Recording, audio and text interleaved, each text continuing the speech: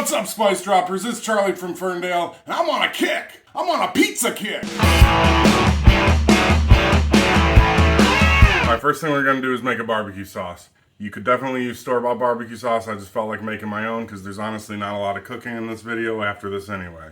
So I'm starting, I got on heat about a half a cup of water, and to that I have 1 tablespoon of white sugar, 1 tablespoon of brown sugar that I'm going to add. I'm also going to add 1 tablespoon of apple cider vinegar.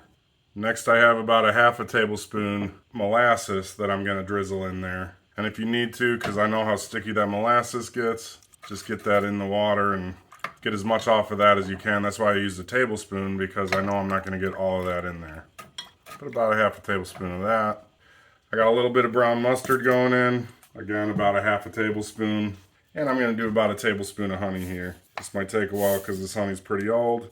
But, interesting fact, honey never expires. And even though it's crystallized, you can actually put this in the microwave and heat it up for a minute. Not a minute, but like 20 seconds. And it'll smooth out. Or once you mix it in with everything, it's going to smooth out anyway. So I got a tablespoon of that. Just going to throw a little bit of salt in here. A pinch. So I'm really not a fan of using ketchup when I make barbecue sauce, which is why I'm just going to add some tomato paste in here. And that's why I added more sugar, the white sugar too. But I'm going to do about a tablespoon of this tomato paste too. So we're just going to stir this together, let this cook down and turn into a thick syrupy sauce that we can drizzle over the top of our pizza. And you can see it's starting to simmer now. You don't want to let this boil. So if it does start to bubble too much, just turn it down to a simmer. But while that's simmering down, let's check out the rest of the mise en place for this pizza. So check it out. Obviously, first thing we need is pizza dough. You can use store-bought. I put a video out last week where I showed you how to make the pizza dough, so I'll have a link to that in here. This is actually one of those that we made that I ended up freezing, and I just took it out last night, and it's ready to go today.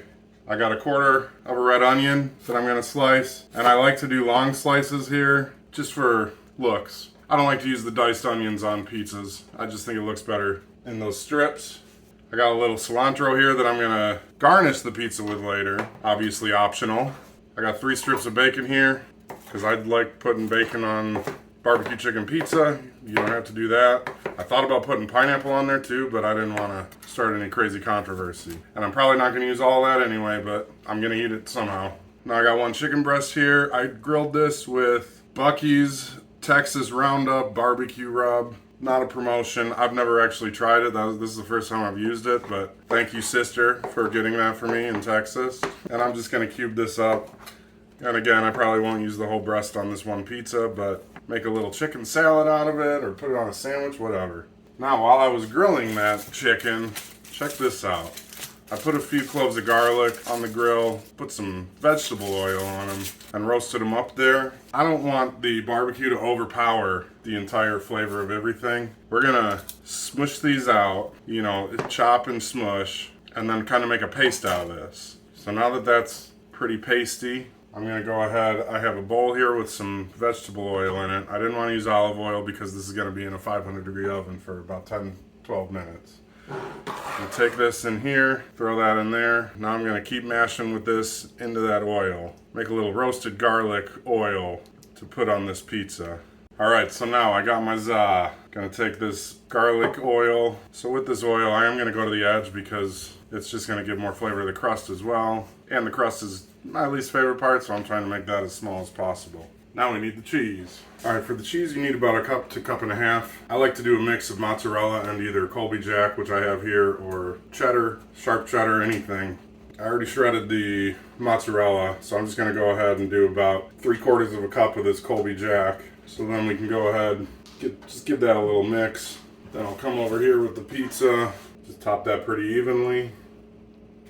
Go in with this chicken. I tried a little bite of this. That Buc-ee's rub is actually kind of spicy. So I'm glad I made a really sweet sauce to go with this. Then we got the bacon. This bacon I don't think I mentioned, but you can cook however you want. I cook it in the oven all the time. You can do it in an air fryer. I could have done it on the grill too.